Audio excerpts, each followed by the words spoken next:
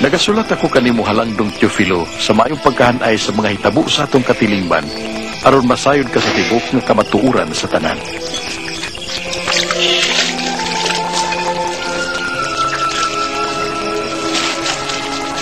Sa panahon nga si Augusto Caesar ang emperador sa Roma ug si Herodes mo'y hari sa Judea, gipadala sa Dios ang anghel nga si Gabriel aron sa pagduaw sa kabirhen sa siyudad sa Nazaret ug ang birhen mao si Maria.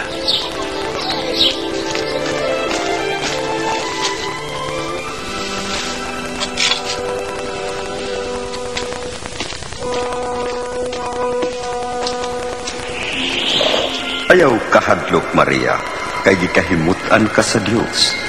Magmabdos ka og mga anak ug lalaki, ug nganlan mo siyag Jesus. Usaon man, usa ako kabirhen. Mukunsad kanimo ang Espiritu Santo. Tungod niini ang balaan nga bata tawgon nga anak sa Dios. Way katapusan ang iyang gingharian.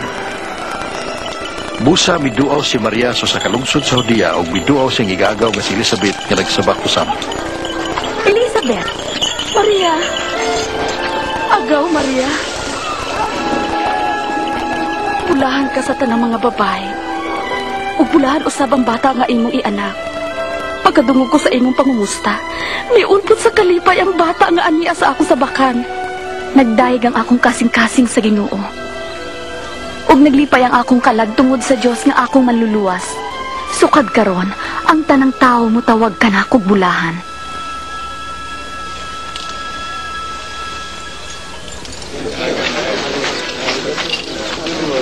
Gipahibaw ang tanan dinhi sa Nazaret na pinaagi sa sugo ni Augusto Caesar. May sinso nga pagahimuon dinhi sa teritoryo sa Galilea ug Judea. Ang tanan kinahanglan nga magparehistro sa lungsod nga iyang gipuy-an og natawhan. Ug miadto si Maria sa Bethlehem sa Judea uban kang Jose nga iyang pamanunon aron sa pagpalista.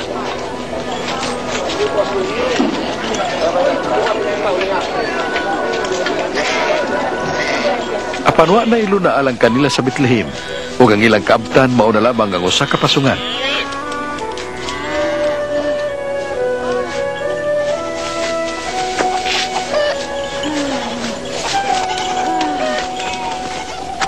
May mga magbalantay sa kardiro nga nagtukaw sa kagabion aron sa pagatiman sa ilang hayop.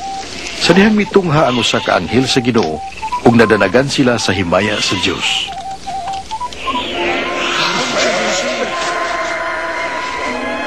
Karong gabhiuna, nataw sa lungsod ni David ang inyong manluluwas, ang Kristo nga Ginoo.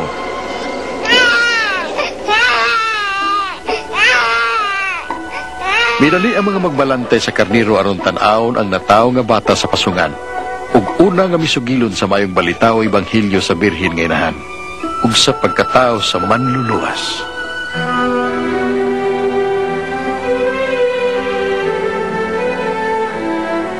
Milabay ang usa ka semana mao na ang oras sa pagtuli sa bata. Hinganlan siya Jesus ug gidala ni Maria ug Jose ang bata sa Jerusalem aron ihalad nila sa Ginoo. Sa templo adunay maayo og Dios nun nga tawo nga gipasaligan sa Espiritu Santo nga dili mamatay hangtod nga makita niya ang Mesiyas. Siya mao si Simeon. Ginoo, tugutin ang imong sulugoon nga mahalin nga malinawon sumaha sa imong pulong.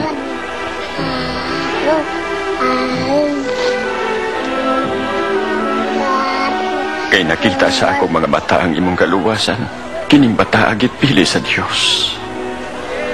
Kamong duha, mabulahan.